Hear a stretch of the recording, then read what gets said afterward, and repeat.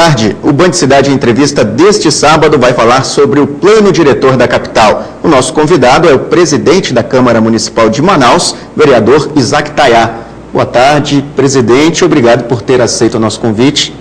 Boa tarde, obrigado também por esse espaço, para não podermos mostrar sobre o plano diretor. Presidente, muita gente ainda não sabe, por incrível que pareça, o que significa, o que é o plano diretor da cidade. Quer dizer, na verdade, uma lei importantíssima que ordena o crescimento e o funcionamento do município.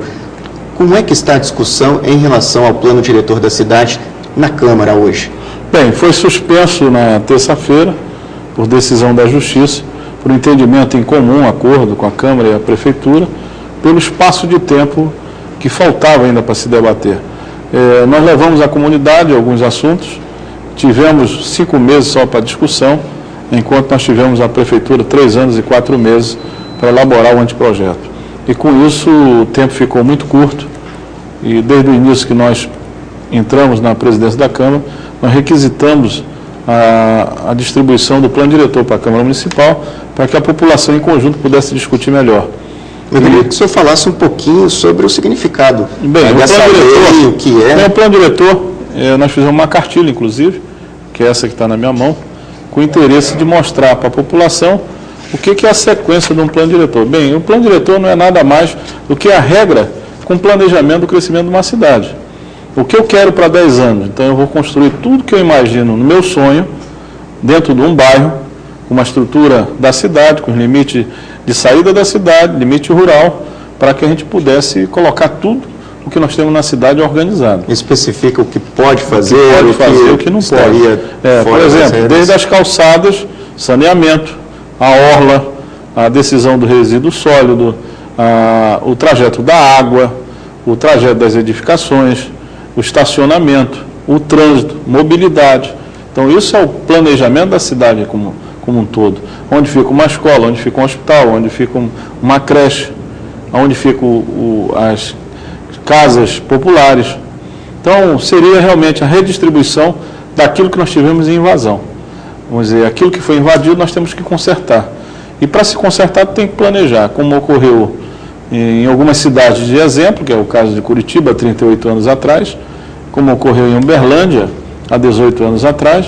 Então, nós temos cidades que já se preocuparam com o planejamento da cidade estratégico, para que ninguém possa querer chegar na cidade e começar a querer construir em uma área que não é apropriada. Por exemplo, posto de gasolina, ele tem um local que ele só pode ser construído aqui naquele local, para ter as medidas corretas. Até para não oferecer perigo na população. Exatamente. Então, isso são regras do crescimento da cidade.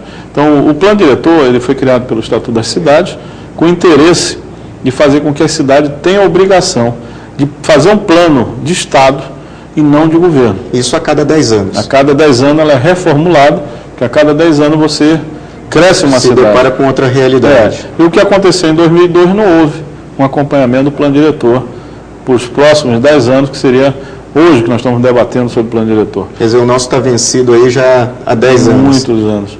10 anos que foi feito o plano diretor, mas quase não seguiram o plano diretor. Então, tem um código de postura também, que é uma situação da cidade, quando você vai liberar uma construção hoje na cidade, você vai no Implurb, faz um requerimento e vão em cima do plano diretor.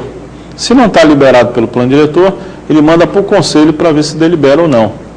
Qualquer firma que chegue em Manaus, ela precisa disso. Presidente, quais são os pontos mais polêmicos que geraram mais discussões na Câmara, em relação ao plano diretor? Bem, são as medidas populares, porque a população não foi contemplada. O que houve uma discussão com alguns números da população no passado pela Prefeitura, e ocorreu que nós tivemos 17.407 emendas apresentadas no período de 5 meses que nós debatemos na Câmara, mostrou que 17.407 emendas superam quase todo o plano diretor. É muito. É muito. Então, quer dizer que a cidade não foi contemplada, não foi escutada como deveria. Um outro tema... Faltou audiência pública, então, com a população, com a sociedade? Faltou localização das audiências. O que acontece, fazer uma audiência em locais inapropriados não dá certo. Mas não dá para você dividir também a audiência somente em polos divididos, como norte, sul, leste, oeste, porque as pessoas não migram esses locais, porque não tem condições financeiras. A concepção do plano diretor, ela prevê número exato de audiências públicas ou não? Não. Aquilo que eu puder fazer a mais, eu faço. O que eu fiz? Como eu tinha 5 meses de plano diretor, diferente de 3 anos e 4 meses que a Prefeitura teve, houve um esquecimento da Prefeitura, porque o Ministério Público já tinha arguído antes sobre a falta da discussão popular. Eles se esqueceram do plano diretor e quando eu cobrei, depois de 6 meses que eles começaram a elaborar um anteprojeto. E com isso, nós tivemos a FUCAP, que fez o papel dela, mas foi direcionado a mando da Prefeitura, com certeza, somente em edificações. Mas esqueceram do centro da cidade, esqueceram da orla. O saneamento básico também, praticamente não foi tocado. Não fizeram nada. Então, não dá para você falar em edifícios de construção de 25 andares, que hoje queriam até 60 andares, então coisas para milaborantes, mas nós temos agora uma situação importante. Começar desde a base. Quando você começa um prédio, você começa pelo chão, né, pelas fundações. E essas fundações, elas vão passar por locais onde nós temos que fazer drenagem. E nós temos que se preocupar sempre com as drenagens, justamente porque é a área do saneamento. Então não dá para você discutir hoje uma edificação e passar 2 anos para se discutir o resto que precisa dentro de uma edificação. Então essa é a nossa preocupação, mas mesmo assim nós tivemos áreas ribeirinhas, distantes, por exemplo, Coeira, 2h30 de lancha para lá. Zona Rural de Manaus. Zona Rural de Manaus, que estiveram em Manaus trazendo emenda de sugestões. E outras áreas, como Livramento, São Sebastião e outras áreas rurais. Então isso foi importante para a Câmara, porque a Câmara atingiu aqueles que precisavam pertencer ao plano diretor, só que, claro, nós precisávamos de mais tempo, sentar mais sobre os assuntos e fazer com que as produções rurais, toda a economia envolvida, ela pudesse participar também. A discussão na Câmara, ela é dividida entre os vereadores por grupos ou não? O que eu fiz? No meu entendimento, como nós temos uma discussão muito grande, quando o vereador não participa de uma comissão, nós colocamos os 37 vereadores nas comissões. Dividi como uma situação da coordenadoria geral, que é aquilo que nós fizemos, ficou o vereador Paulo Nassi como presidente, aí o vereador Fabrício, o vereador Massami, o vereador Marcel e Elias participando do planejamento da comissão geral. Em seguida, as subcomissões, que eram 4 tópicos, e isso envolvia todos os vereadores para que pudesse ter o coordenador e o relator, subrelator.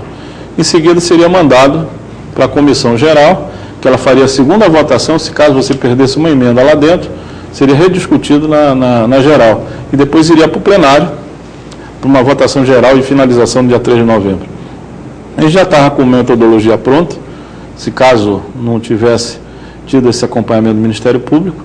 Nós agradecemos ao Ministério Público, agradecemos ao juiz que pertenceu a essa negociação, o doutor Carlos Queiroz, que foi muito coerente e mostrou que era necessário a gente dar uma parada e aproveitar aquilo que foi discutido, sem perder nada que nós discutimos, para que a gente pudesse ter mais tempo, 6 meses para a Prefeitura, para rever aquilo que precisa ser revisto, e mais 6 meses para a Câmara. Então, eu acho que a cidade ganha com isso, e lembrando que é um projeto de Estado e não de governo, para que as pessoas não achem que tem que ser somente o prefeito que entra que vai fazer. Não, é você que é cidadão, é você que pertence à cidade, tem que estar envolvido com aquilo que você quer. Você tem que sonhar com uma cidade melhor. Mas o plano diretor é participativo, né? Participativo, tem que ser participativo. Porque você não vai falar de meio ambiente se você não pega o cidadão que está envolvido no meio ambiente. Se você tem um morador numa área que sofre com o trânsito, por exemplo, ele tem que saber que aquele planejamento do trânsito, ele também é culpado desse trânsito que está caótico, né? Presidente, vou pedir licença para o nosso intervalo comercial.